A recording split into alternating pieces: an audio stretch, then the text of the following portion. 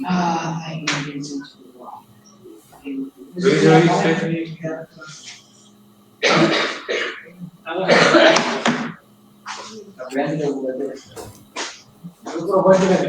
Mic और video आपका ही जाना, ठीक है? कैमरा को ऑन कर दो, यहाँ से ऑन कर लो इसको, वॉइस भी और कैमरा भी ऑन करो।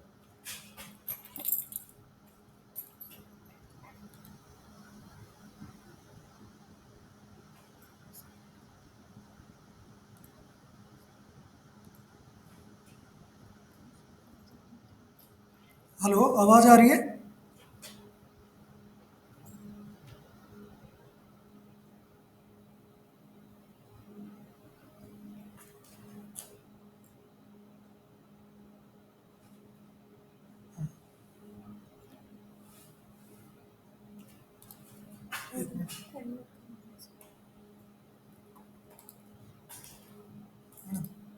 आवाज़ नहीं जा रही मेरी, अभी मैंने बंद किया। वो स्क्रीन ये तो कर दूंगा, नहीं स्क्रीन शेयर करेंगे तो कैसे जाएगी?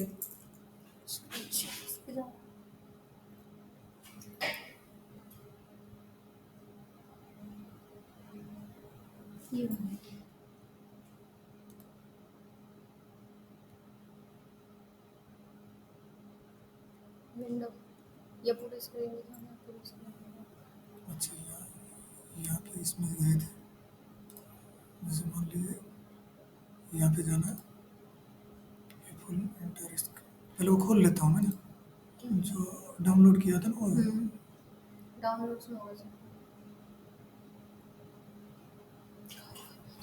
माई कंप्यूटर में 1 मिनट रुको।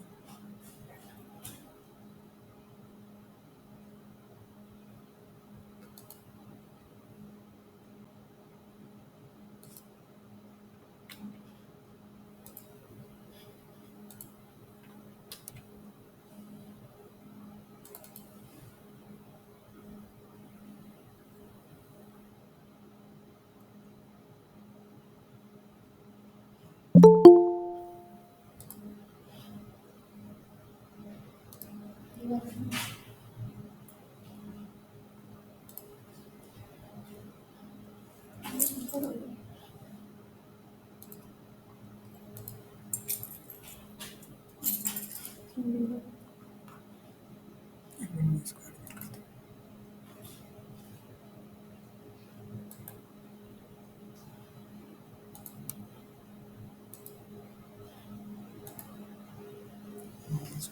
तो एक बार चेक करो, आवाज आ रही है।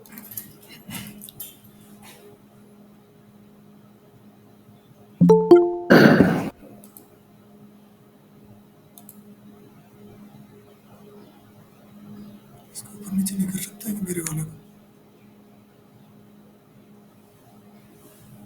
आवाज़ आ रही है आप सभी को?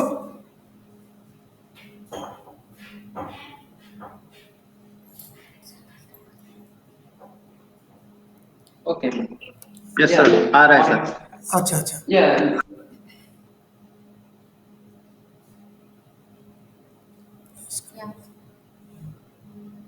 एक बार मैं करके देखता हूँ, ठीक है? यही वाला इधर पीपीटी करना है आपको।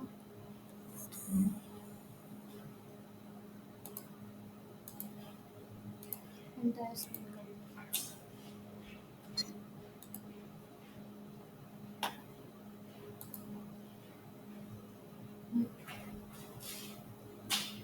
यहाँ पे क्लिक करो। ठीक।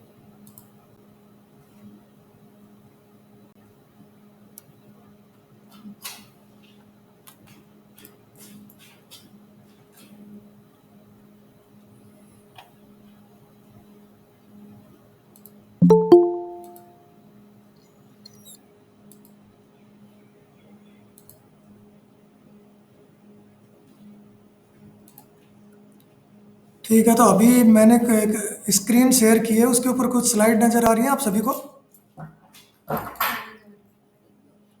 स्टॉप प्रेजेंटिंग, फिर से करो शेयर, विंडो पे जाना, ये रहा, इसको करो शेयर करो, बस। अभी ये स्क्रीन के ऊपर कुछ नज़र आ रहा है आप लोगों को?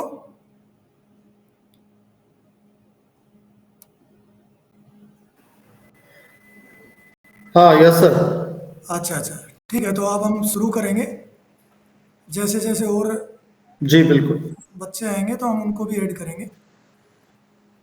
देखिए, सबसे पहले तो जैसा कि हम सभी जानते हैं, जो हमारे शिलोंग रीजन है उसमें आज से सभी सब्जेक्ट में जो भी सपोर्टिव लर्नर्स हैं उनके लिए स्पेशल क्लासेस शुरू हुए 10th और 12th के लिए। तो जो 2:30 से 4 बजे का समय है, 2:30 से 4 बजे का, वो हमारे वैसे हिंदी विषय के बारे में हिंदी से पढ़ाया जाएगा। और आज से शुरुआत विद्यालय समिति के असिस्टेंट कमिश्नर है, सहायक आयुक्त विकास राव जी, उन्होंने हिंदी के जो कोऑर्डिनेटर हैं वो Brajesh Singh sir, principal sir को बनाया गया है। उन्होंने हमें निर्देश दिए, हम 5 लोगों को, कि आज से हम ये स्पेशल क्लास शुरू करें। और मुझे उन्होंने विधान जो सप्लीमेंट्री बुक है, जो पूरक पुस्तक है विधान पार्ट 2, उसके जो 3 पार्ट हैं उनके बारे में हमारे बच्चों को सरल भाषा में कुछ बताने के लिए मुझे निर्देश दिए। तो उसी के अंतर्गत हम शुरू करेंगे आज से। तो जैसा कि हम सभी जानते हैं, बच्चों को भी पता होगा शायद, कि वितान जो भाग 2 पुस्तक है उसमें से कुल मिला के कितने नंबर के क्वेश्चन आते हैं? 10 नंबर के, या ज़्यादा नंबर के आते हैं? 10 के आते हैं ज़्यादा? Basta que tu ames healer.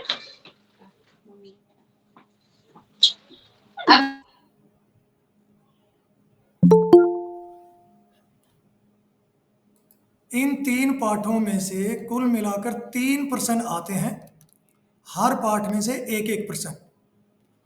सभी बच्चों को पता होगा ना, इस पुस्तक में कुल मिला के 4 पाठ हैं, जिनमें से एक पाठ किसी ने वर्तमान में डिलीट कर दिया गया है। और अभी जो है, जो स्थिति है उसके अनुसार 3 पाठ एग्जाम में आएंगे।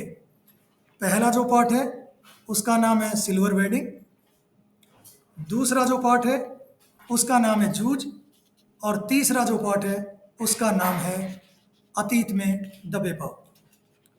इन तीनों पाठों के लेखक भी मैं एक बार बता देता हूँ। मनोहर श्याम जोशी सिल्वर वेडिंग के लेखक हैं, आनंद यादव ये जूझ पाठ के लेखक हैं, और ओम थानवी ये अतीत में दबे पाँव के लेखक हैं। तो सबसे पहले मैं जो सिल्वर वेडिंग है उस पाठ का संक्षिप्त एकदम छोटे रूप में और सरल भाषा में मैं सभी बच्चों को उसका परिचय बताना चाहता हूँ। सभी बच्चों को आवाज़ आ रही है? सभी लोगों को आवाज़ आ रही है मेरी?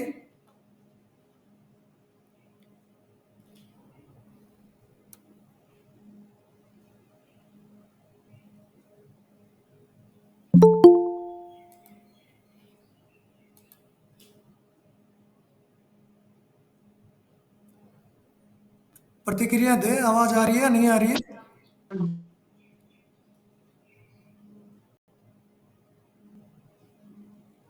बोलो। आ रही है आवाज। अच्छा अच्छा हाँ, आवाज आ रही है सर, बहुत अच्छी आवाज आ रही है। अच्छा अच्छा, ठीक है, धन्यवाद सर। तो सबसे पहले ये स्क्रीन के ऊपर जो मैंने जो शेयर किया है वो दिखाई दे रहा होगा। कुछ स्लाइड्स है, कुछ पावर पॉइंट प्रेजेंटेशन है, जिसमें सबसे पहले नजर आ रहा होगा सिल्वर वेडिंग लेखक का परिचय। तो इनके जो लेखक मैंने बताए थे, मनोहर श्याम जोशी जी का जन्म 1835 में कुमाऊं में हुआ था, 1935 में, माफ कीजिएगा। ये लखनऊ विश्वविद्यालय से विज्ञान साइंस में ग्रेजुएट थे, स्नातक थे। इन्होंने एक पत्रिका भी निकाली थी जिसका नाम था दिनमान, इनके संपादक के रूप में इन्होंने काम किया था। एक दूसरी पत्रिका भी है जो वीकली मैगजीन है, साप्ताहिक पत्रिका है, जिसका नाम है हिंदुस्तान।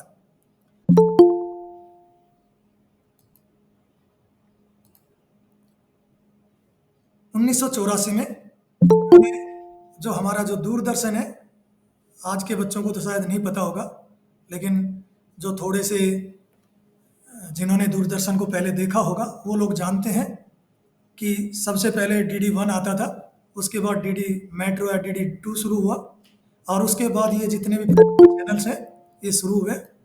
तो DD1 पे जो प्रारंभिक जो सीरियल्स आते थे, जिनके मैं एक दो के नाम भी हम लोग बता सकते हैं, हम लोग ये पहला धारावाहिक माना जाता है DD1 का। इसके अलावा बुनियाद और एक व्यंग्यात्मक था जिसका नाम था मुंगेरी लाल के हसीन सपने। ये तीनों की तीनों धारावाहिक की जो स्क्रिप्ट है, जो कहानी है, जो कथानक है, वो मनोहर श्याम जोशी के द्वारा ही लिखा हुआ है।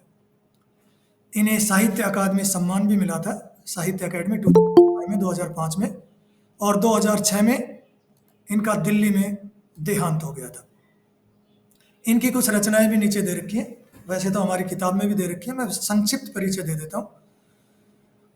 और इनकी ज़्यादातर जो भी कहानियाँ हैं उनमें व्यंग्य सबसे प्रसिद्ध है, और व्यंग्यात्मक जो किताबें हैं उनमें है कैसे किस्सागो, मंदिर घाट की पौड़ियाँ, टाटा प्रोफेसर, षष्ठी वल्लभ पंत, नेताजी कहीन और इस देश का प्यारो क्या कहना। तो ये तो था लेखक का परिचय। अब हम प्रयास करेंगे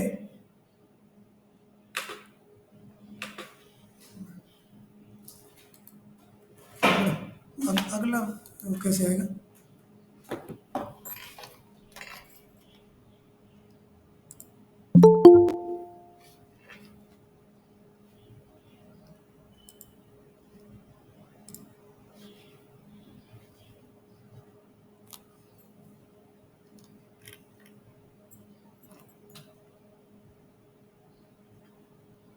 इससे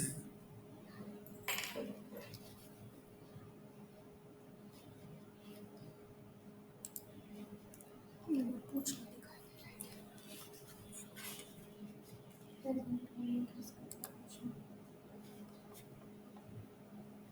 आवाज बंद कर।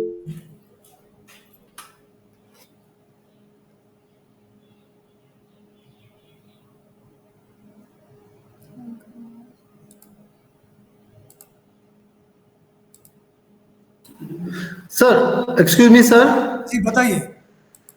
हाँ अभी अभी थे, आपका माइक अनम्यूट था, म्यूट था ना, अभी ठीक है सर, अभी ओके, अभी ठीक है सर। हाँ दिखाई दे रहा है ना सर, अभी आवाज आ रही है।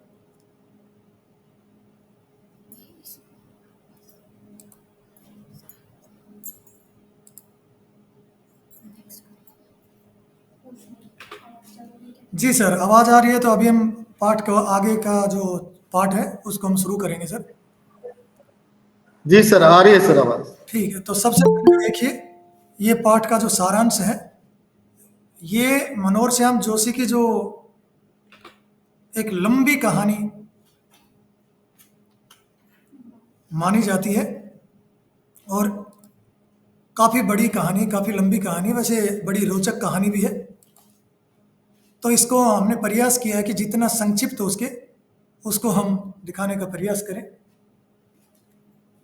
तो सबसे पहले पाठ का सारांश देखिए। जैसा कि मैंने अभी बताया, ये मनोहर श्याम जोशी की सबसे बड़ी कहानियों में से एक है। इसमें कुछ शब्द और विशेषकर दो शब्द बार बार सुनाई देंगे हमें जब भी हम पढ़ते हैं या हम पढ़ाते हैं। एक है जो हुआ होगा, और दूसरा है समहाउ इम्प्रॉपर। और ये दोनों ही जो हमारे इस पाठ के जो मुख्य कैरेक्टर हैं, मुख्य पात्र हैं, वाईडी पंत, यशोधर पंत, उनसे संबंधित ये दोनों के दोनों एक छोटे वाक्यांश हैं।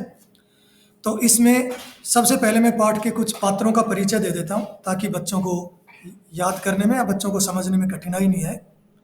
इस पाठ में कुल मिला के दो महत्वपूर्ण पात्र हैं, एक है कृष्णानंद और दूसरे हैं वाईडी पंत। कृष्णानंद को छोटे रूप में किसनदा के रूप में संबोधित किया गया है, और यशोधर पंत को वाईडी पंत के रूप में इस पाठ में बार बार उनके नाम का जिक्र आया है। जैसा कि हम सभी जानते हैं, अगर कोई भी व्यक्ति किसी अन्य व्यक्ति को अपना आदर्श मानता है या उसे अपना आइडियल मानता है, तो प्रयास करता है कि वो भी उसी के जैसा बने। देखा होगा ना आजकल टीवी के ऊपर, या फिर जब कोई भी हम सीरियल देखते हैं, फिल्में देखते हैं, तो या यूट्यूब ही देखते हैं, इंस्टाग्राम देखते हैं, तो उसके बीच बीच में कुछ ऐड आते हैं, और ऐड भी कोई प्रसिद्ध सेलिब्रिटी के माध्यम से किए जाते हैं। इन एड्स का उद्देश्य भी यही होता है कि आजकल की जो जनरेशन है, जो युवा पीढ़ी है, वो उन्हें अपना आदर्श मानती है, और जब वो देखते हैं कि वो ऐड कर रहे हैं, वो पेप्सी पी रहे हैं, वो कोको कोला पी रहे हैं, या वो किसी दूसरे उत्पाद का विज्ञापन करते हैं, तो आज की पीढ़ी भी उन चीज़ों को खरीदने के लिए लालायित हो जाती है। इसका रीज़न भी वही है, क्योंकि वो उनको अपना आदर्श मानते हैं।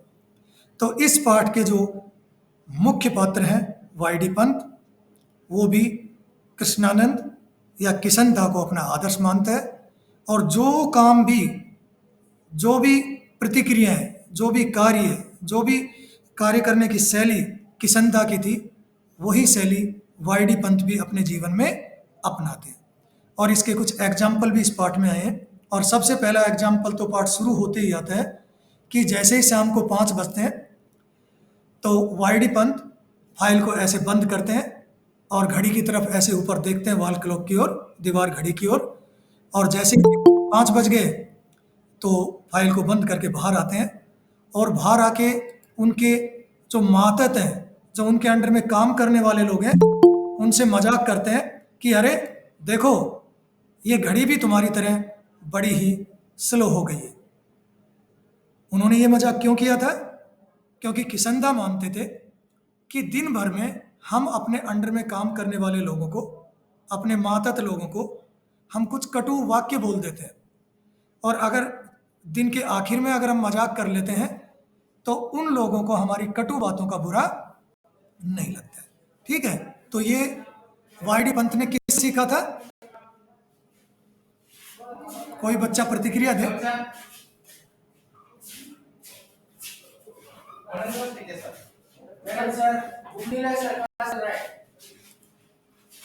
क्लास चल रहा है, बैठिए, और मैं जो भी बोलूंगा सुनते जाइए। तो बताइए कि ये जो बात करने का तरीका है, ये वाईडी पंत ने किससे सीखा था?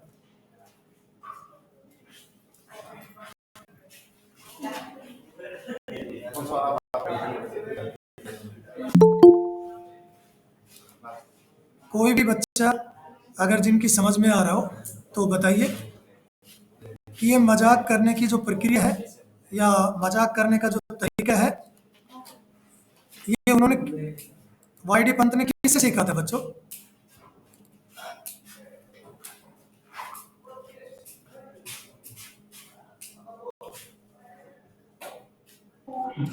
किशन दास सर। जी बिल्कुल, बहुत ही अच्छा, उन्होंने किशन दा से सीखा था। उसके बाद थोड़ा सा हम आगे आएंगे, अगले पेज में जाएंगे।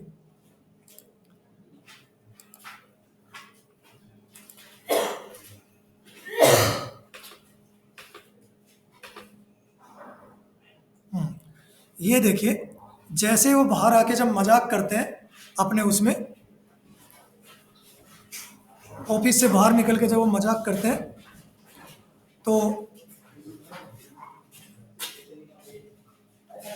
उन्हीं के अंडर में काम करने वाले एक नौजवान,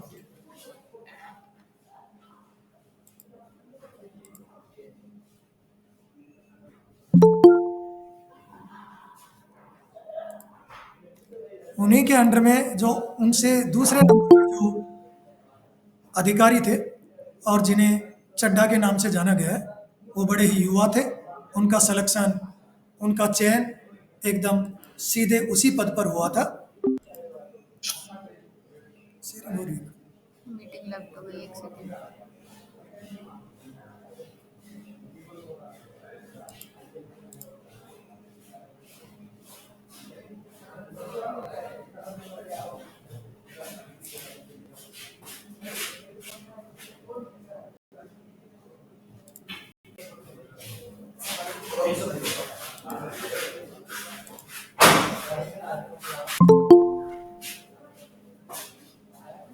पूछना नहीं क्या आवाज कर आवाज आ रही है आप सभी को? यस सर, आ रही है।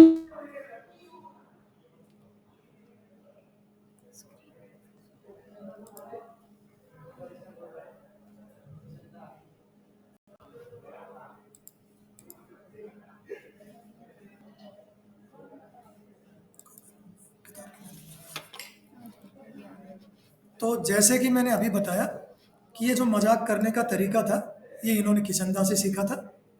और जब वो ऑफिस से बाहर निकले तो उनके जो दूसरे नंबर के, उनके बाद जो उस सेक्रेटरीट ऑफिस में जो दूसरे अधिकारी थे, जिन्हें चड्ढा के नाम से बताया गया इस पाठ में, तो उन्होंने पूछा कि अच्छा बड़े बाबूजी, अगर ये घड़ी स्लो हो गई है तो आपके हाथ में ये जो आदम के ज़माने की जो घड़ी है ना, ये क्या पुरानी नहीं हुई है? ये क्या स्लो नहीं हुई है? तो वाईडी पंत ने कहा बिल्कुल नहीं, ये घड़ी तो आज भी एक सही चल रही है और मैं दिन में कम से कम 2 बार इसे रेडियो में जब समाचार आते हैं तो उसके माध्यम से मैं इसका टाइम सेट करता हूँ, समय मिलाता हूँ। तब उन्होंने पूछा अच्छा तो बड़े बाबूजी ये बताइए, ये जो घड़ी है ये आपने कब खरीदी? तो उन्होंने कहा ये मैं खरीदी नहीं, ये मेरी शादी में आई थी। तो वो पूछते हैं अच्छा आपकी शादी कब हुई थी? तो वो थोड़ी देर अपने दिमाग के ऊपर जोर डालते हैं और फिर कहते हैं कि मेरी शादी फरवरी 6, 1947 यानी 6 फरवरी 1947 को हुआ था। चड्ढा ने तुरंत हिसाब लगाया और कहा अरे बड़े बाबूजी बधाई हो, आपकी शादी को तो 25 साल हो गए, इसलिए आज आपकी शादी का जो दिन है उसे हम सिल्वर वेडिंग के रूप में मनाएंगे। सिल्वर वेडिंग का मतलब कोई बच्चा अगर बताना चाहे, हमारे कोई विद्यार्थी बंधु बता। 25th anniversary, marriage anniversary, 25th marriage anniversary. जी सर बिल्कुल, 25th मैरिज एनिवर्सरी यानी शादी की 25वीं वर्षगांठ। तो उसके बाद वो मजाक तो चलता ही है थोड़ा, तो मजाक मजाक में चड्ढा सर ने कहा, उन बात के जो अधिकारी थे चड्ढा ने कहा कि बड़े बाबूजी चलिए इसी बात पर कुछ पार्टी हो जाए, होता है ना पार्टी। तो पार्टी के लिए बोला कुछ पैसे दे दो। ये सभी लोग जानते थे कि जो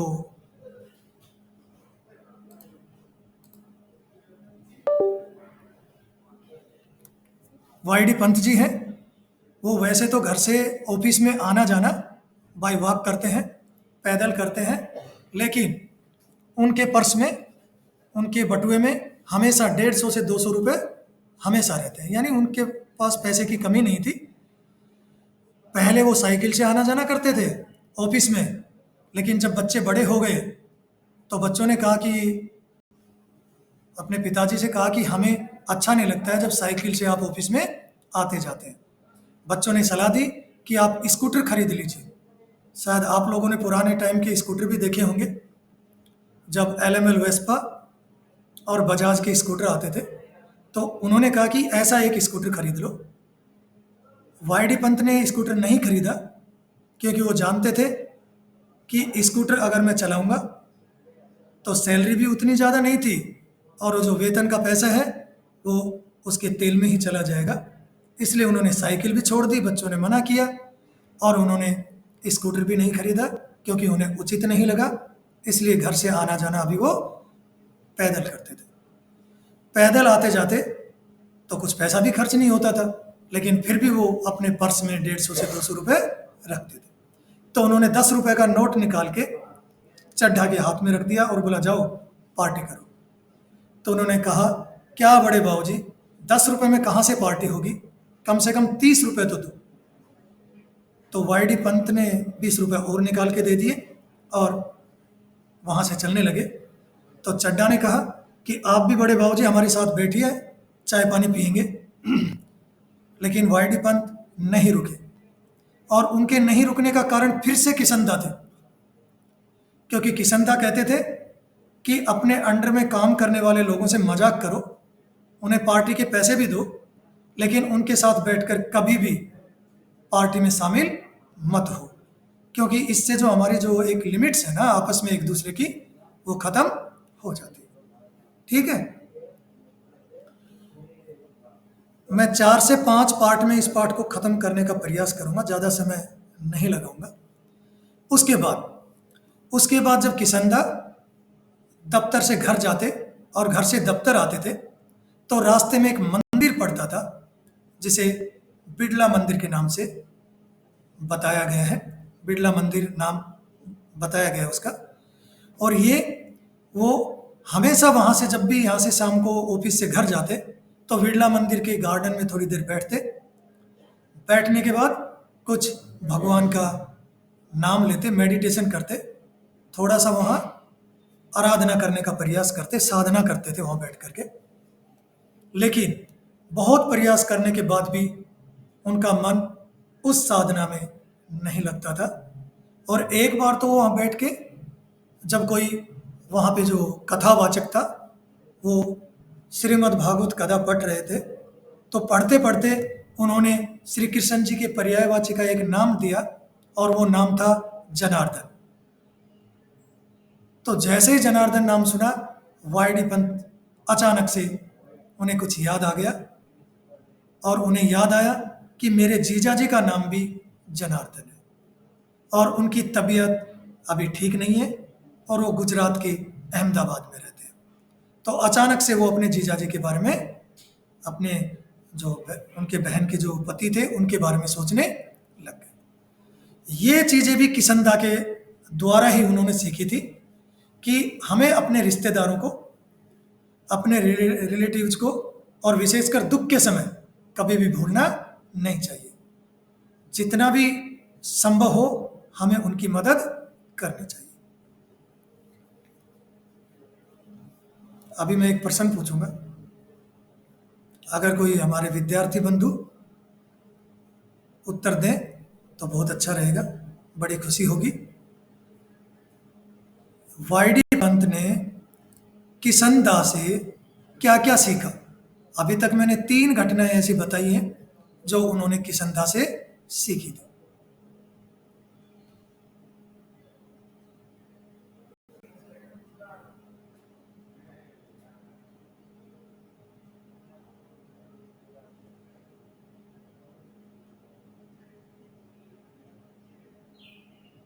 क्योंकि ऐसा एक प्रश्न आ जाता है कई बार कि वाईडी पंत के आदर्श कौन थे और उन्होंने उनकी कौन सी बातों को जीवन में ग्रहण किया था।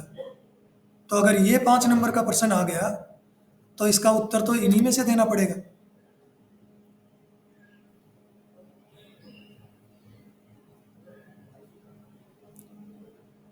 और भी कई बातें आएंगी जो उन्होंने किसंदा से ग्रहण की थी, लेकिन अभी मैंने केवल 3 ही बातें बताई हैं। नंबर 1,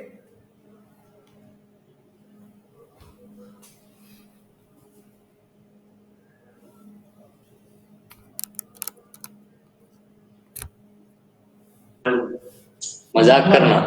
जी बिल्कुल, बहुत ही अच्छा। वो अपने जो भी उनके अंडर में काम करते थे, जो भी उस ऑफिस में पद में उनसे छोटे थे, उनसे वो दिन के आखिर में मजाक करते थे। और ये मजाक करना केवल फालतू का काम नहीं था, ये ऐसे समय व्यतीत करने के लिए नहीं करते थे। इसके पीछे भी एक उद्देश्य था कि उनके बीच में जो भी कटुता आ गई हो, जो भी उन्होंने कुछ कड़वी बातें अपने ऑफिस में काम करने वाले लोगों को बोल दी हो, तो वो उन्हें दिल में न ले, उन्हें ज़्यादा उनके बारे में नहीं सोचे, उन बातों को भूल जाए। बहुत ही अच्छा बताया ये। दूसरा,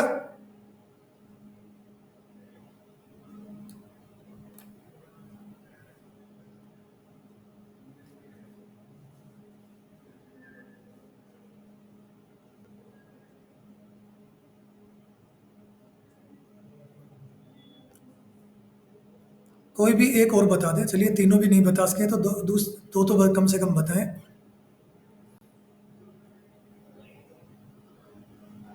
रिश्तेदारों की जी ममता राम जी, बहुत ही अच्छा। किसंदा हमेशा मानते थे कि अपने रिश्तेदारी को निभाना। आज कोई गरीब है, कोई अमीर है, तो समय नहीं लगता है परिस्थिति बदलने में। इसलिए हमारे जो भी रिलेटिव्स हैं, हमें उनका साथ देना चाहिए, और विशेषकर दुख के समय। हमारे अपने ज़्यादातर हमारे समाज में माना भी जाता है ना कि अगर हम दुख सुख में अपने साथियों के साथ, रिश्तेदारों के साथ खड़े रहेंगे तो दुख बढ़ता है बांटने से, और सुख घटता है, माफ कीजिए, सुख बढ़ता है और दुख घटता है बांटने से। ठीक है, तो यही उनका उद्देश्य था। उसके बाद आगे थोड़ा चलते हैं। यशोधर जब भी घर से ऑफिस में आते थे तो सीधे आते थे, लेकिन जब ऑफिस से घर जाते तो पहले तो बिरला मंदिर में रुकते थे। उसके बाद वो हमेशा थोड़ा जब आगे चलते तो वहाँ पे सब्जी मंडी थी, और सब्जी मंडी में से वो सब्जी और फल वगैरह जो भी घर की ज़रूरतें होती थी, दूध है, दाल है, राशन है, वो वहाँ से खरीदते, और उसके बाद धीरे धीरे टहलते हुए अपने घर चले जाते थे। और चाहे वो ऑफिस से 5 बजे निकले, लेकिन घर कभी भी वो 8 बजे से पहले या 7:30 बजे से पहले कभी भी नहीं पहुंचते थे। ठीक है, और जब भी वो घर जाते तो उस क्वार्टर की तरफ से जरूर जाते थे जो क्वार्टर पहले किसंदा को अलॉट किया गया था, और वहाँ जाके उसके पास थोड़ी देर के लिए ऐसे खड़े हो जाते और उस क्वार्टर को देख करके ऐसे सोचने लग जाते, और पुरानी यादें फिर से ताज़ा हो जाती थी। उनमें कुछ यादें मैं आप लोगों के साथ शेयर कर देता हूँ। एक जो याद थी वो ये थी कि जब भी किसंदा यशोधर बाबू के घर से या यशोधर पंत के घर के सामने से सुबह टहलने निकलते तो हमेशा एक आवाज़ जरूर देते थे कि भाऊ सो रहा है या जाग गया।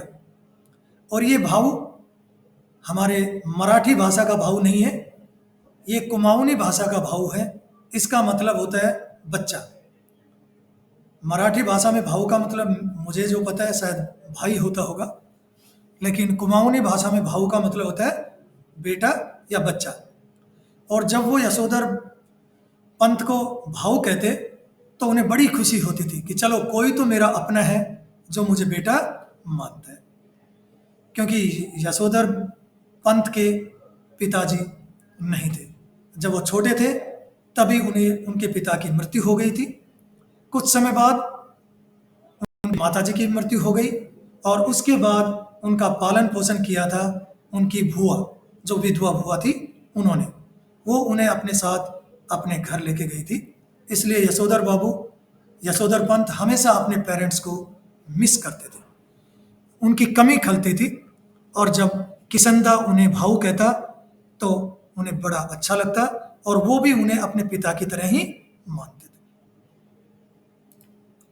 तो एक तो ये याद है कि सुबह जब भी जाते हैं तो वो किसंदा हमेशा उनके घर में झांक करके और आवाज देते थे, भाऊ जग गया क्या।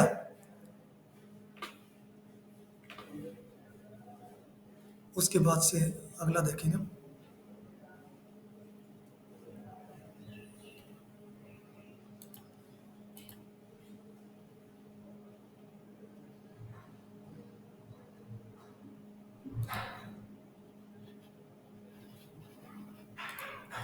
अभी जो स्क्रीन के ऊपर नजर आ रहा है वो आप सब लोगों को दिखाई दे रहा है?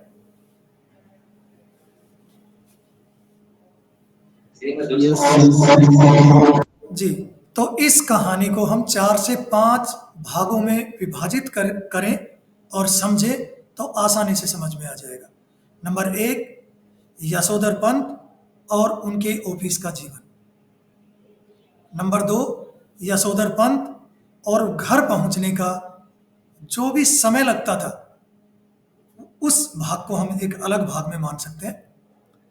तीसरा भाग अगर हम माने तो यशोधर पंत और किसंदा का जो संबंध है उसको भी हम एक अलग भाग मान सकते हैं। और चौथा भाग है वो यशोधर पंत और उनके पारिवारिक जो सदस्य हैं, उनका परिवार है, उनके बीच का रिलेशन हम चौथा भाग मान सकते हैं। तो पहला भाग था यशोधर पंत और उनके ऑफिस का, वो तो लगभग लगभग खत्म हो चुका है, क्योंकि इसके बाद ऑफिस के बारे में इस पाठ में कोई भी जिक्र नहीं आता। तो दूसरा जो भाग है यशोधर बाबू के ऑफिस से घर और घर से ऑफिस आने का जो भाग, उसका भी कुछ हिस्सा हम पढ़ चुके हैं, लेकिन पूरे रूप में नहीं आया। एक हमने पढ़ा कि वो जब भी आते जाते बिरला मंदिर में रुकते थे। पहले वो वहाँ पे जो बगीचा था उसमें बैठते थे, कुछ कभी एक्सरसाइज कर लेते थे, नहीं तो वहाँ बैठ के मेडिटेशन करते थे। उसके बाद वहाँ पे बिरला मंदिर में ही भगवान की आरती सुनते थे, और अगर समय नहीं है तो पहले निकल जाते और फिर सब्जी मंडी से दूध, फल, राशन, दाल जो भी होता था वो घर ले जाते थे। ये हो गया उनके घर से दफ्तर और दफ्तर से आने का हिस्सा। तीसरा, यशोधर पंत और किसनदा का संबंध, तो उसका भी कुछ भाग हमने अभी देखा था, जैसे मजाक करना, अपने रिश्तेदारों का के बारे में सोचना, मदद करना। और तीसरा हिस्सा और मैं बता देता हूँ, तीसरा एक इसी का एक पॉइंट बिंदु, किसनदा हमेशा कहते थे कि कोई आदमी कितना भी पढ़ लिख जाए, कितनी भी बड़ी नौकरी लग जाए, कितने भी ज़्यादा पैसे आ जाएं, आदमी को समय के अनुसार बदलना है, लेकिन अपनी परंपराओं को, अपनी जड़ों को, जो पारंपरिक जड़ें हैं, जो सांस्कृतिक जड़ें हैं, जो हमारी रूट्स हैं, उन्हें हमें कभी भी भूलना नहीं है। हमेशा किसनदा कहते थे कि वाईडी, यशोधर, जब बड़े आदमी बन जाओ तो कोट पैंट पहनो, सूट पहनो, अच्छे कपड़े पहनो, लेकिन धोती और कुर्ते को कभी भूलना मत। और वाईडी पंत ने इस बात को ग्रहण किया था। यही कारण है कि जो भी सांस्कृतिक, पारंपरिक जिन परंपराओं को निभाते थे, उनको वाईडी पंत ने भी निभाने का प्रयास किया। कौन कौन से परंपराएं? नंबर 1, होली खेलना। जब वाईडी पंत किसनदा के साथ रहते थे, जब शुरुआत में आए थे, तो उन्होंने देखा था कि किसनदा, कृष्णानंद अपने उत्तराखंड के जितने भी उनसे परिचित लोग थे, उन सभी को बुलाते थे और उनके साथ अपने घर में होली खेलते थे। वाईडी पंत ने भी इस परंपरा को जारी रखा, किसनदा की मृत्यु के बाद भी। इसी से संबंधित और भी कुछ परंपराएं, मैं एक दो के नाम और बता देता हूँ। जैसे जनेऊ बदलना, ये भी कुमाऊनी लोग साल में एक बार, हर कुमाऊनी व्यक्ति जो गले में जनेऊ पहनते हैं, उसको साल में एक बार बदलते थे। तो इस परंपरा को भी वाईडी पंत अपने घर में उन सभी लोगों को बुलाते थे, और जो भी उत्सव होता था, जो भी धार्मिक अनुष्ठान होते थे, उनको वो अपने घर में करते थे। तीसरी परंपरा और भी है, रामलीला का मंचन। जब भी रामलीला मंचन का समय आता था, तो पहले किसनदा अपने घर में लोगों को बुलाते, उन लोगों को बगैर पैसों के कमरा किराए पे देते और रामलीला मंचन में उनकी मदद करते थे। वाईडी पंत ने भी इस परंपरा को जारी रखा। और भी कई ऐसी बातें हैं जिनको वाईडी पंत ने ग्रहण किया था। थोड़ा आगे चलेंगे हम लोग। अब इस बात को भी समझना जरूरी है कि वाईडी पंत किसनदा को इतना महत्व क्यों देते थे। भाई कुछ तो ऐसा रहा होगा, कुछ तो ऐसी इमोशंस, भावनाएं, कुछ ऐसे एहसान रहे होंगे जिनके कारण वाईडी पंत किसनदा को इतना ज़्यादा महत्व देते थे। अगर आप लोगों में से कोई बताए तो बड़ा अच्छा रहेगा। क्या किया था किसनदा ने वाईडी पंत के लिए?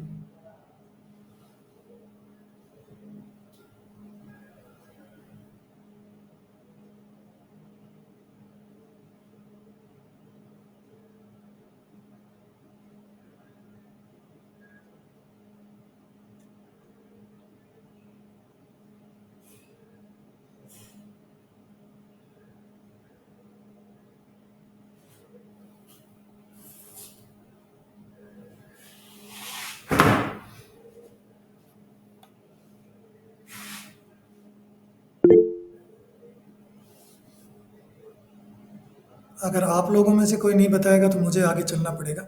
मेरा निवेदन है कि अगर कोई बताए, हमारे कोई विद्यार्थी।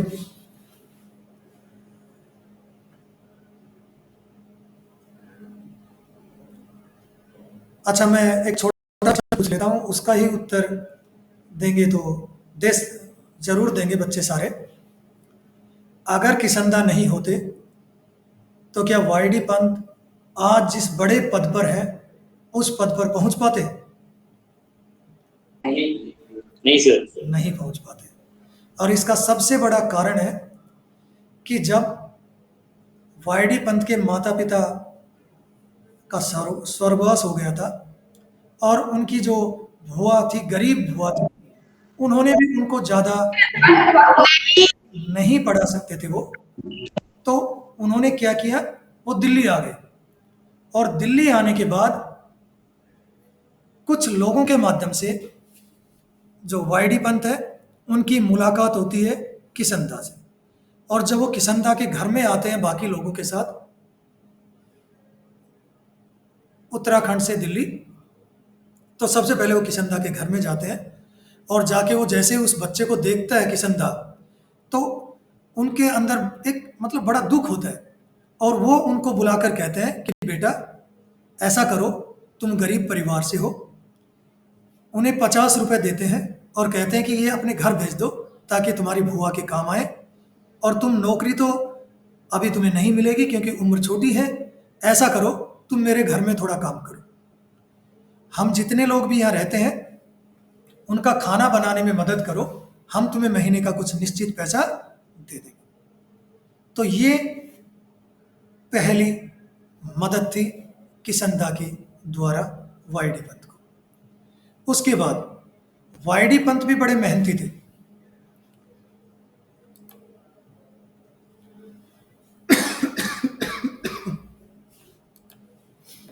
उन्होंने भी उस सहायता को बेकार नहीं जाने दिया और दिन भर वहाँ काम करता और जब भी समय मिलता थोड़ी बहुत पढ़ाई करता।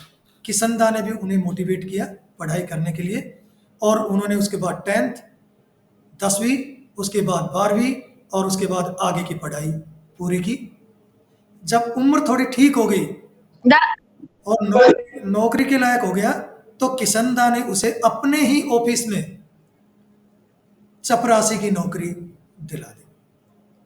और वो नौकरी करते करते भी पढ़ता रहा और आज वही वाईडी पंत है जिस दफ्तर में सबसे छोटी नौकरी ग्रहण की थी, आज वो उस दफ्तर का सबसे बड़ा अधिकारी बन गया था।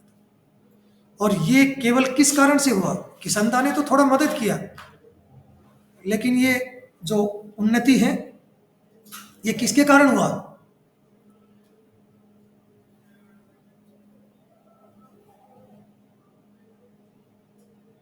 ये मैं किसंदा, बिल्कुल किसंदा तो उनके मोटिवेशन करने वाले थे। लेकिन अगर वाईडी पंत नहीं पढ़ते, मेहनत नहीं करते, तो क्या इस पद के ऊपर, इस बड़ी नौकरी के ऊपर पहुंच पाते? मेरे हिसाब से नहीं। और यही मैं अपने बच्चों को समझाना चाहता हूं कि अगर हम मेहनत करें तो जब वाईडी पंत एक चपरासी से उस सेक्रेटेरिएट का सबसे बड़ा अधिकारी बन सकता है, तो हम क्यों नहीं, हमारे जो ये सपोर्टिव बच्चे हैं ये अगर थोड़ी सी मेहनत करें तो ये क्यों नहीं अच्छे नंबर ला सकते हैं, आसानी से ला सकते हैं। मैं मेरे पिछले स्कूल का एक उदाहरण इन बच्चों को मोटिवेट करने के लिए जरूर सुनाना चाहूंगा। मेरे पिछले स्कूल में एक लड़का था जिसका नाम था चंद्रशेखरैया। ये कर्नाटक की बात है, हुबली धारवाड़ की बात। और वो लड़का 10th क्लास तक बिलो एवरेज था। मैंने उसको पढ़ाया था, उस बच्चे को। और 10th क्लास के बाद वो जब छुट्टियों में घर गया तो उसके घर में एक घटना घट गई और घटना भी थोड़ा दुखद घटी। लेकिन हमारे जो प्राइम मिनिस्टर साहब हैं मोदी जी, उन्होंने एक कोटेशन दिया है ना, आपदा में अवसर, कि आपदा में अवसर ढूंढो। तो ये तो मोदी जी ने तो अब कहा है, लेकिन ये घटना आज से मेरे ख्याल से लगभग 12 से 13 साल पुरानी है, जो मैं अभी बता रहा हूँ। उस लड़के के घर में कोई इंसिडेंट हो गया, दुखद इंसिडेंट, और उसने उस दुख को सकारात्मक रूप में लिया। अगर नकारात्मक रूप में लेता तो पढ़ाई छोड़ देता हो, लेकिन उसने सकारात्मक रूप से लिया। और जब वो लड़का 11वीं कक्षा में आया दोबारा से, तो उसकी सूरत, सीरत सब बदली हुई थी। उस बच्चे के व्यवहार में इतना परिवर्तन आ गया कि वो लड़का 11th क्लास में टॉप किया, बिलो एवरेज लड़का टॉप किया। 12th क्लास में उस बच्चे का मैथ्स, फिजिक्स इतना जबरदस्त था कि कोई भी बच्चे को अगर डाउट होता था, कोई भी बच्चा अगर कमजोर पड़ता था, तो वो उस चंद्रशेखर या लड़के से मदद लेता था। और उस लड़के ने 12th तो टॉप की ही की, बल्कि नीट के में भी उसको इतनी अच्छी रैंक मिली कि सरकारी कॉलेज मिला, गवर्नमेंट कॉलेज मिला, और आज वो लड़का पीजी करके एक बड़ा डॉक्टर बन गया, गरीब परिवार से होते हुए। और ये एकदम सत्य घटना है बच्चों। तो हमें नकारात्मकता की बजाय सकारात्मकता की ओर आगे बढ़ना चाहिए, और मैं भी अब इस पार्ट में थोड़ा और आगे बढ़ता हूं। ठीक है, तो ये हो गया वाईडी पंत और किसनदा का संबंध। लेकिन ये अभी पूरा संबंध नहीं हुआ है, इसमें अभी और भी काफ़ी ऐसी बातें हैं जो हम इसमें आगे थोड़ा और जोड़ेंगे। लेकिन अब हम थोड़ा आगे चलेंगे, मैं इस पेज को थोड़ा आगे बढ़ाता हूँ।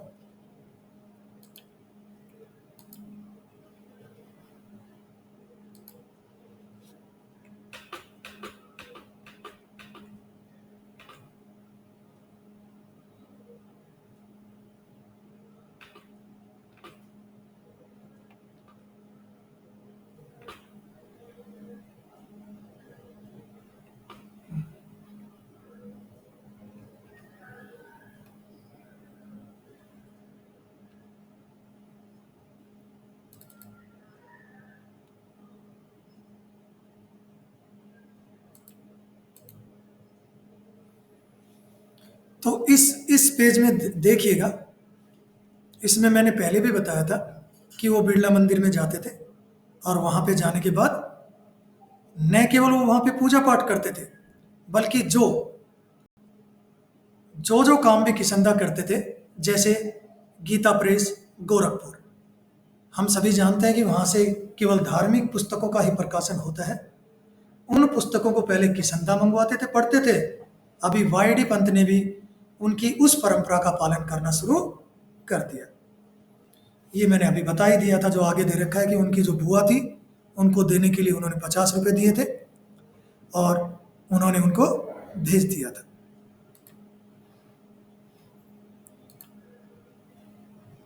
बस केवल 2 से 3 पेज हो रहे हैं इस पार्ट के, उसके बाद पार्ट कंप्लीट हो जाएगा। ये देखिए, अभी हम आते हैं अगले, जो मैंने अभी भाग बताया था, चौथा भाग, कि यशोधर पंत और उनके परिवार का संबंध। अब सबसे पहले उनके परिवार का परिचय दे देता हूं। यशोधर पंत और उनकी धर्मपत्नी, इनके अलावा उनके 3 सुपुत्र थे और 1 सुपुत्री थी। बड़ा बेटा ग्रेजुएट होने के बाद एक बड़ी मल्टीनेशनल कंपनी, एडवर्टाइजमेंट कंपनी में एक अधिकारी के रूप में उन्हें नौकरी मिल गई, और उन्हें सैलरी मिलती थी 1500 रुपये। और उस जमाने में सीधे पहला वेतन या पहली सैलरी 1500 रुपये कोई कम पैसा नहीं था। वाईडी पंत मानते थे कि मैंने इतने सालों तक नौकरी की है, इस नौकरी करने के बाद आज मेरा वेतन 1500 रुपये हुआ है, और मेरे बेटे को तो पहला ही वेतन 1500 रुपये मिल गया। वो बड़े खुश होते थे। उनका जो दूसरा बेटा था, वो आईएएस की नौकरी की तैयारी करता था, सिविल सर्विस की प्रिपरेशन करता था, और पिछले साल उन्हें सिविल सर्विस में जो मुख्य मुख्य नौकरी को छोड़ के आईएएस, आईएफएस, आईपीएस को छोड़ के जो नीचे की जो नौकरी है उनमें से एक पोस्ट मिल गई थी, लेकिन उन्होंने ज्वाइन नहीं किया और इस साल वो दोबारा से तैयारी कर रहा था। तीसरा बेटा एमबीबीएस करके स्कॉलरशिप लेके विदेश में आगे की पढ़ाई के लिए चला गया था। और जो चौथी सुपुत्री है वो भी मेडिकल की पढ़ाई कर रही थी। अब इनका संबंध बताता हूं। वाईडी पंत, ये एक प्रश्न भी आएगा और वो प्रश्न हो सकता है कि यशोधर पंत की जो पत्नी है वो समय के अनुसार अपने व्यवहार को परिवर्तित कर लेती है, अपने आप को बदल लेती है परिस्थितियों के अनुसार, लेकिन वाईडी पंत क्यों नहीं बदल पाते?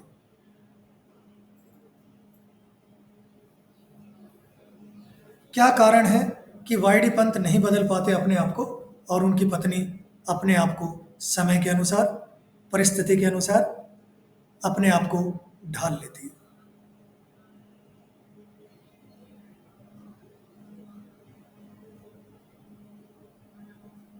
पांच नंबर के 2 क्वेश्चन आते हैं।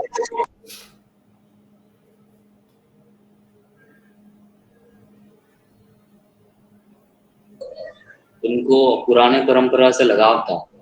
बिल्कुल, उनको पुरानी परंपराओं से लगाव था और किसंदा को भी पुरानी परंपराओं से लगाव था। और ये किसंदा के कदम चिन्हों पर चलते थे, पद चिन्हों पे चलते थे।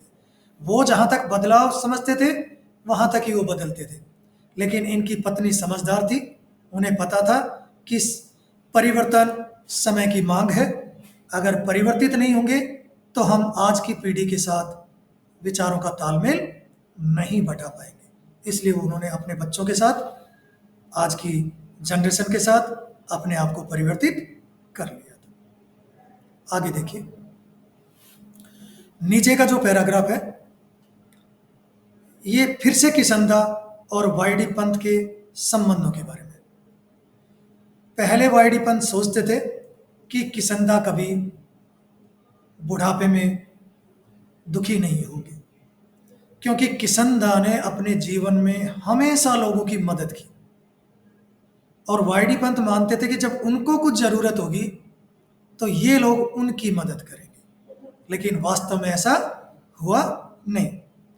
जब किसंदा रिटायर हो गए तो उनके सरकारी क्वार्टर को खाली करवा लिया गया। और किसंदा हमेशा लोगों की मदद करते थे, उनके पास पैसों का ज़्यादा संचय भी नहीं था, वो पैसे भी नहीं जोड़ पाए, नया घर भी नहीं बना पाए। और जब उनको ज़रूरत पड़ी तो किसी भी व्यक्ति ने किसंदा को अपने घर में आकर रहने का जो ऑफर है, जो आमंत्रण है, वो नहीं दिया। और आखिर में मजबूर होकर के किसंदा को अपने पुस्तनी गांव उत्तराखंड में जाना पड़ा। 1 साल बाद उनके गांव के एक व्यक्ति से वाईडी पंत की मुलाकात हुई और उन्होंने पूछा कि किसंदा कैसे हैं। तो उस व्यक्ति ने कहा कि वो तो अब इस दुनिया में नहीं है। वाईडी पंत ने पूछा क्या हुआ उनको। उस व्यक्ति ने कहा कि कुछ हुआ होगा। क्या कहा? कुछ हुआ होगा। मैंने इस पाठ की शुरुआत में बताया था कि इस पाठ में 2 वाक्यांश सुनाई देंगे, कुछ हुआ होगा। और वाईडी पंत ने बार बार लोगों से पूछा क्या हुआ, लेकिन किसी को भी नहीं पता कि किसंदा को क्या हुआ, क्योंकि उनके परिवार में कोई नहीं था। तभी वाईडी पंत ने सोचा कि घर वालों का होना भी जरूरी है, क्योंकि घर वाले नहीं होंगे तो मृत्यु होगी, कुछ हुआ होगा। और अगर घर वाले हैं तो मृत्यु का कारण भी हमें पता रहता है। एक वाक्यांश। दूसरा वाक्यांश, समहाउ इम्प्रॉपर। ये देखिए यहाँ पे ये सेकंड जो है पैराग्राफ, और इसके अलावा भी हमेशा वाईडी पंत सोचते कि मेरे बच्चे मेरी बातों को स्वीकार नहीं करते, मेरे बातें ही सही है, बच्चों की बातें सही नहीं है। और जब भी वो उनके विरोध में कोई काम करते तो वो सोचते और कहते कि ये बात तो समहाउ इम्प्रॉपर है, ये बात तो उचित नहीं है। तो आखिर में आखिरी पेज मैं निकाल देता हूं इस पाठ का सारांश।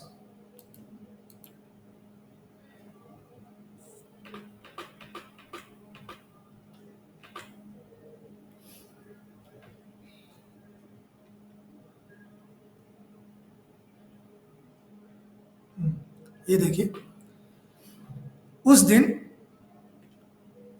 जिस दिन की ये घटना है सिल्वर वेडिंग की, वाईडी पंत कुछ घर का सामान लेकर के जैसे ही घर के पास पहुंचने से पहले किसनदा का घर था कभी, लेकिन अभी उस मकान को गिरा दिया गया है।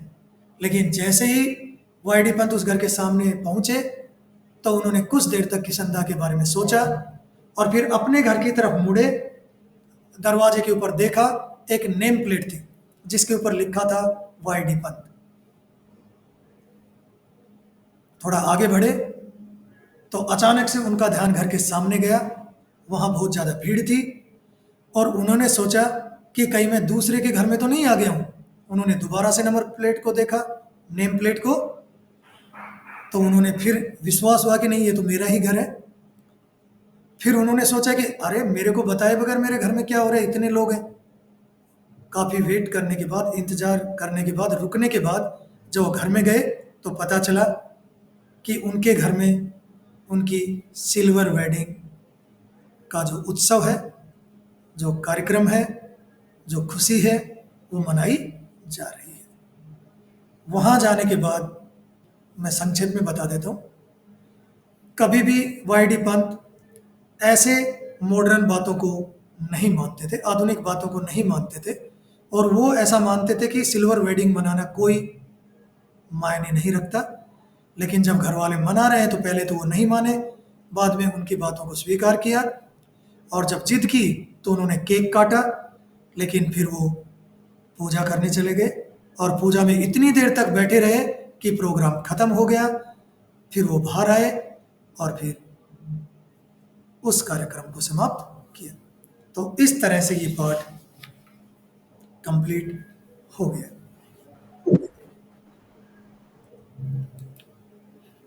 अगर किसी बच्चे को, किसी को कुछ अगर पूछना हो, कोई कठिन शब्द हो, कोई कठिन लाइन हो,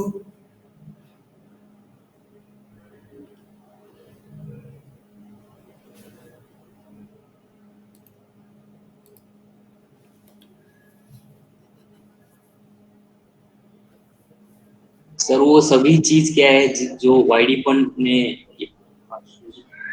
उनसे सीखा है किसनदा से? हाँ, वाईडी पंत से उन्होंने बहुत कुछ सीखा था। 3 बातें तो मैंने बताई थी और उन 3 बातों के अलावा वो हमेशा किसनदा कहते थे कि देखो वाईडी, परिवार का रहना भी जरूरी है। अगर परिवार रहता है तो वो हमारे सुख दुख में साथ देता है, नंबर 1।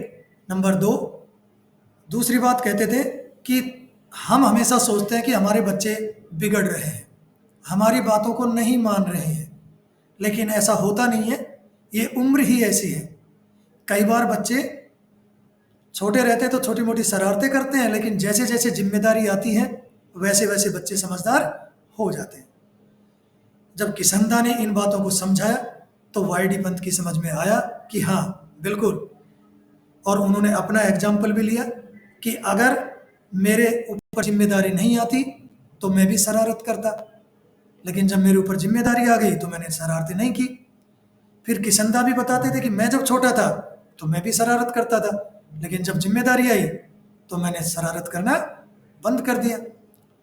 अगली बात, किसनदा हमेशा उसको समझाते थे कि देखो वाईडी पंत, हमेशा जल्दी सोना और जल्दी उठना ये एक स्वस्थ व्यक्ति की पहचान है। इस बात को वाईडी पंत ने ग्रहण किया और किसनदा के जाने के बाद भी उन्होंने अपने जीवन में जल्दी सोना और जल्दी उठने की जो आदत है उसको हमेशा अपने जीवन में बनाए रखें।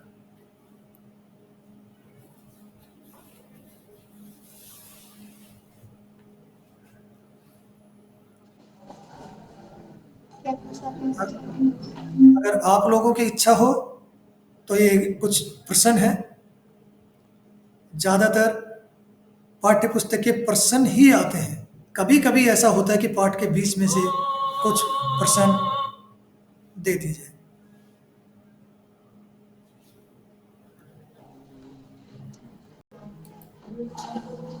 यशोदा।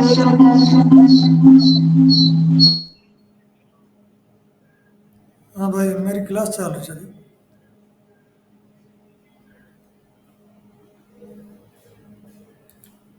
ये देखिए, पहला ही प्रश्न जो मैंने बताया था कि यशोधर बाबू की पत्नी समय के साथ ढल जाती है लेकिन यशोधर बाबू नहीं ढल पाते, या यशोधर बाबू समय के अनुसार क्यों नहीं ढल पाते। ये किताबी भाषा है और मैंने बताया था वैसे। क्यों नहीं ढल पाते हैं ये? सबसे पहले उनकी पत्नी क्यों ढल जाती है? क्योंकि वो जो उसकी क्या बोलते हैं,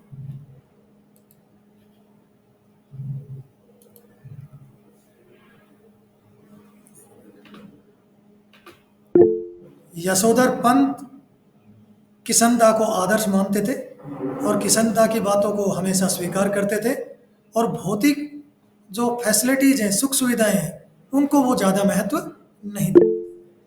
और आजकल की जो जो युवा पीढ़ी है, जनरेशन है, वो ज़्यादातर भौतिक सुविधाओं को ज़्यादा महत्व देती है।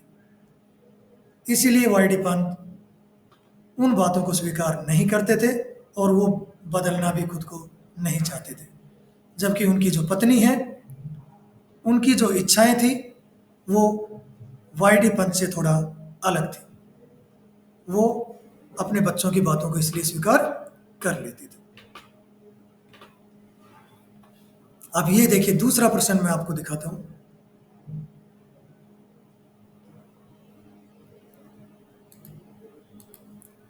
ये देखिए, पाठ में जो हुआ होगा वाक्य की आप कितनी अर्थ छवियां खोज सकते हैं या खोज सकती हैं? जो हुआ होगा कि कोई 2 अर्थ बताइए। सबसे पहले इसका मीनिंग ही बता दीजिए कोई, कि जो हुआ होगा।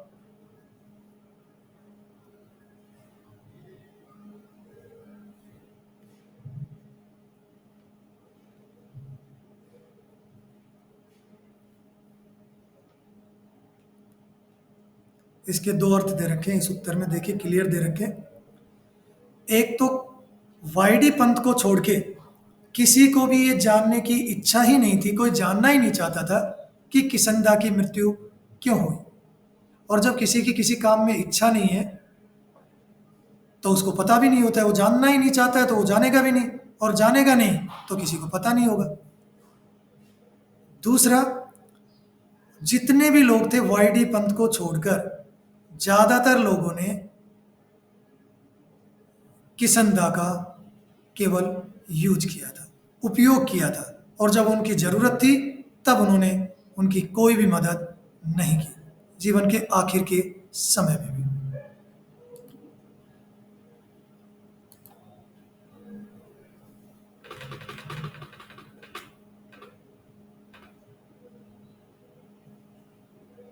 ये देखिए, तीसरा प्रश्न।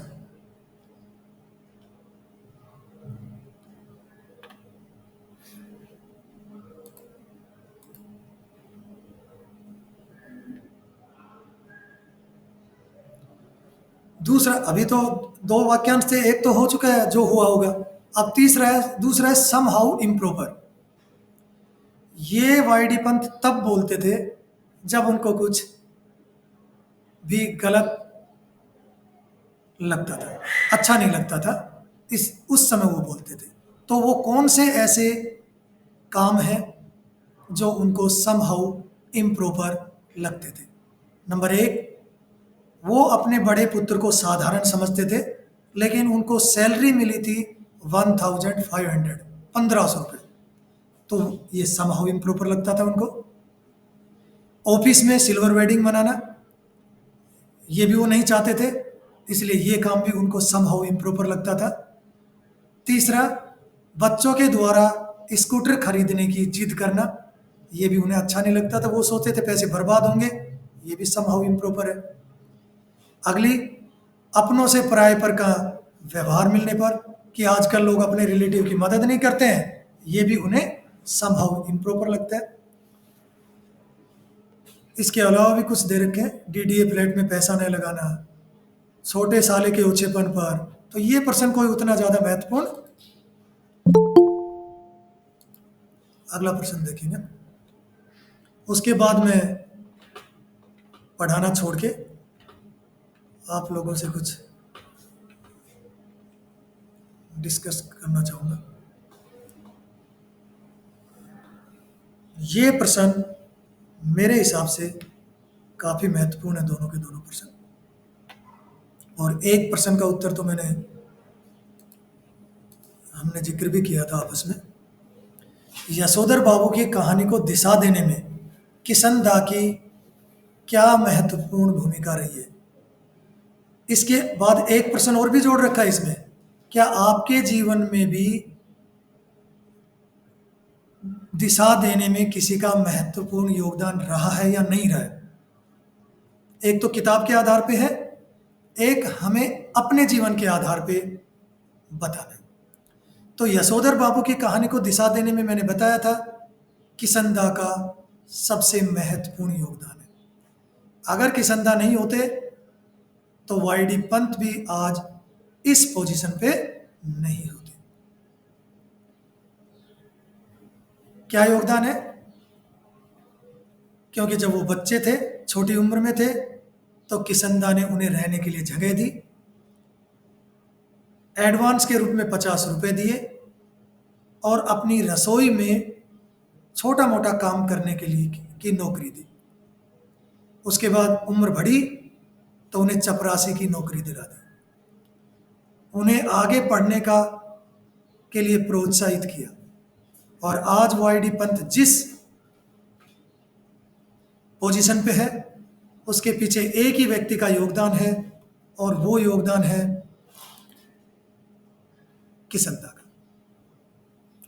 और अगला जो प्रश्न का भाग है कि आपके जीवन में दिशा देने के लिए किस व्यक्ति का योगदान है। व्यक्ति के बारे में तो आप अपनी मर्जी से लिखिएगा, लेकिन अगर यहाँ पे होता कि किस इंस्टीट्यूट का हाथ है तो मैं जरूर बता सकता था कि जेएनवी का हाथ है। सबसे बड़ा योगदान किनका है? नवोदय स्कूल का। ये 5वां प्रश्न है, ये और देख लीजिए, बस आखिरी प्रश्न है आज के लिए।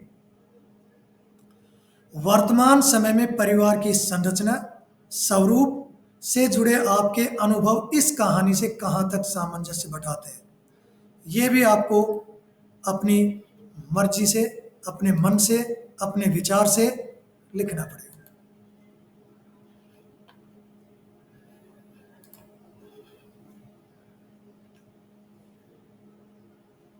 तो अभी मैं अपनी तरफ से विराम दूंगा और कुछ आपसे प्रश्न पूछना चाहता, अगर कुछ प्रश्न। सर, क्या आज के समय में वाईडीपन जैसा जिंदगी जीने से हमें परिवार में सम्मान मिल सकता है? इसका उत्तर दोनों ढंग से देना पड़ेगा। मेरा ये निजी मत है और मेरे अनुसार जो मैं विश्वास है मेरा, उसके अनुसार हमें केवल वाईडी पंत के जैसा भी नहीं बने रहना चाहिए। मैं ये नहीं कहूँगा कि संपूर्ण रूप से उनकी बातों को अस्वीकार करना चाहिए, बहुत सी अच्छी अच्छी बातें हमें उनको मानना है, लेकिन समय के अनुसार ढलना भी जरूरी है। इस मामले में मैं वाईडी पंत की पत्नी का उदाहरण भी देना चाहूँगा और उसकी इस बात का समर्थन भी कर, मैं ही नहीं, हम सभी लोग करेंगे कि समय के अनुसार हमें बदलना जरूरी है। क्योंकि अगर नहीं बदलेंगे तो वही पतन शुरू हो जाता है। ये मेरा निजी मत है।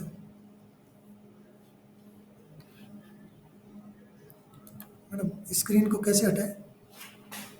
बंद कर दीजिए।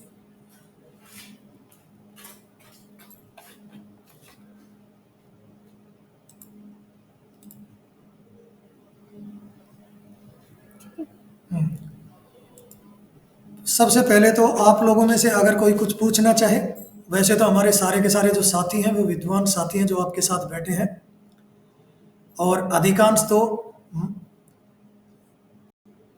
मुझसे भी ज़्यादा विद्वान है, लेकिन समिति ने एक जिम्मेदारी दी है तो उसका निर्वहन कर रहा हूँ मैं। तो आप लोग इन हमारे विद्वान साथियों से भी पूछिएगा, पूछ सकते हैं जो भी डाउट हो। लेकिन अभी के समय में अगर कुछ पूछना हो इस पार्ट से संबंधित तो उनका स्वागत है। सर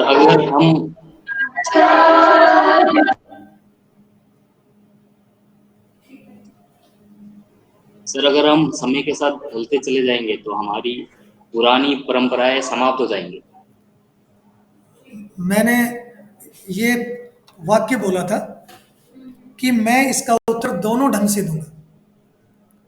केवल वाईडी पंत ही नहीं बने रहना चाहिए, पुरानी बातों को स्वीकार करते हुए नई अच्छी बातों को भी ग्रहण करना चाहिए। अगर हमारे माता पिता भी, हमारे शिक्षक भी जब हम पढ़ते थे, और आजकल हम भी अपने बच्चों के सामने ये कहते हैं कि हमारे ज़माने में ऐसा था, आज ऐसा नहीं है। मैं भी कहता हूँ मेरे घर में, आप लोग भी शायद अगर छोटे बच्चे होंगे तो हम कहते हैं। तो यहाँ तक तो ठीक है, हमारे ज़माने में ऐसा था, लेकिन ये कि आज के ज़माने में ऐसा होना चाहिए, ये बिल्कुल गलत होगा। समय के अनुसार आज की बातों को भी स्वीकार कीजिए और पुरानी अच्छी बातों को भी जारी रखें तो अच्छा होगा। यही इस पाठ का, इस किताब में, इस पुस्तक में शामिल करने का यही उद्देश्य मुझे लगता है कि सिल्वर वेडिंग पार्ट इसीलिए लिया गया है कि इसके माध्यम से हमें सिखाया जाए कि पुरानी परंपराओं को भी, अच्छी परंपराओं को जीवित रखो और नई बातों को भी अपने जीवन में स्वीकार करें।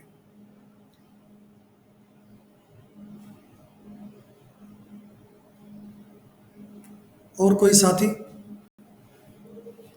कुछ कमी रह गई हो तो वो भी बता सकते हैं, क्योंकि कल मेरा एक और पीरियड है।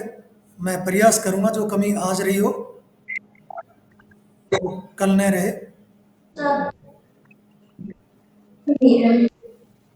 जी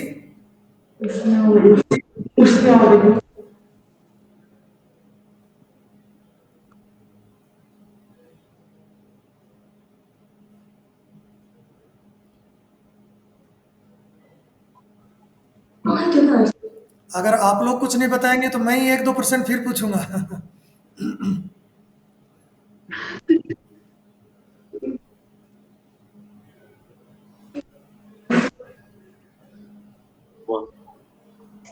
बहुत बहुत धन्यवाद सर।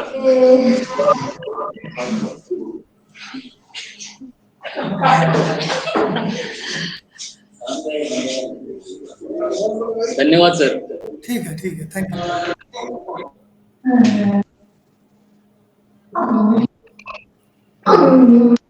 कोई भी किसी विद्यार्थी को डाउट हो, कुछ प्रश्न पूछना हो तो सादर आमंत्रित है।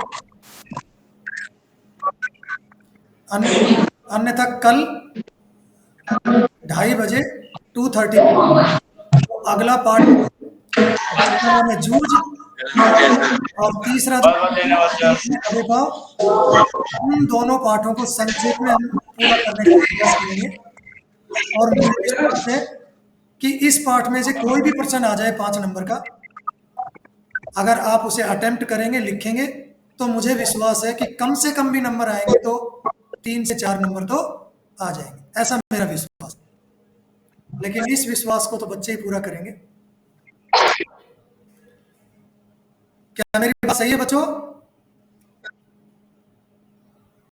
हाँ।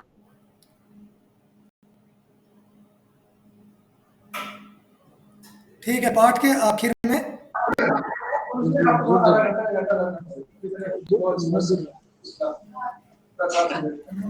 वाह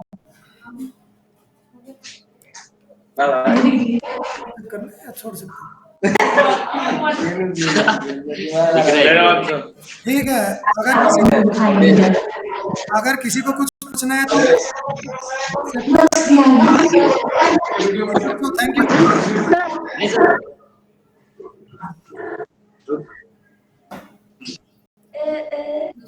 आप सर हेलो सर, जी बताइए। इस चैप्टर में सबसे इम्पोर्टेंट क्वेश्चन क्या है? इस पाठ का सबसे इम्पोर्टेंट क्वेश्चन जो अभी मैंने बताया कि वाईडी पंत समय के अनुसार अपने आप को बदल नहीं पाते, जबकि उनकी पत्नी अपने आप को ढाल लेती है। क्यों? ये प्रश्न सबसे महत्वपूर्ण मुझे लगता है, मेरे मतानुसार ये सबसे महत्वपूर्ण है। दूसरा प्रश्न हो सकता है कि किशनदा का वाईडी पंत के जीवन में क्या महत्व है, या किशनदा ने वाईडी पंत को क्या क्या बातें सिखाई, या किशनदा की किन बातों को वाईडी पंत ने स्वीकार किया। ये दूसरा महत्वपूर्ण प्रश्न मेरे मतानुसार हो सकता है।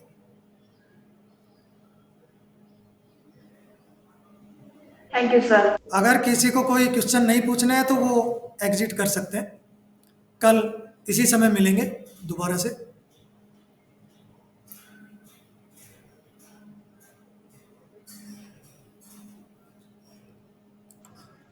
सर बताइए।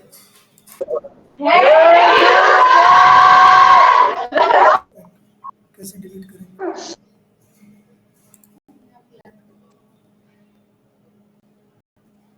ये ना,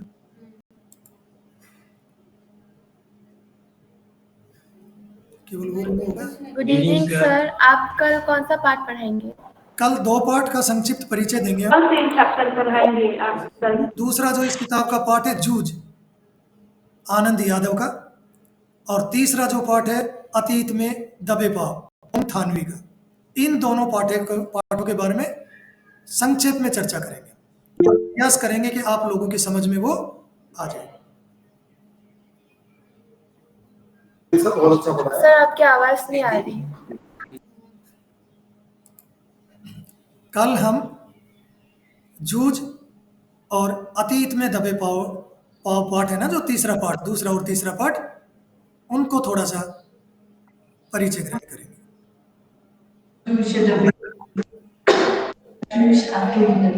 okay sir, thank you sir. मिलते हैं, ठीक है, thank you. Thank you sir. Thank you sir. Thank you sir.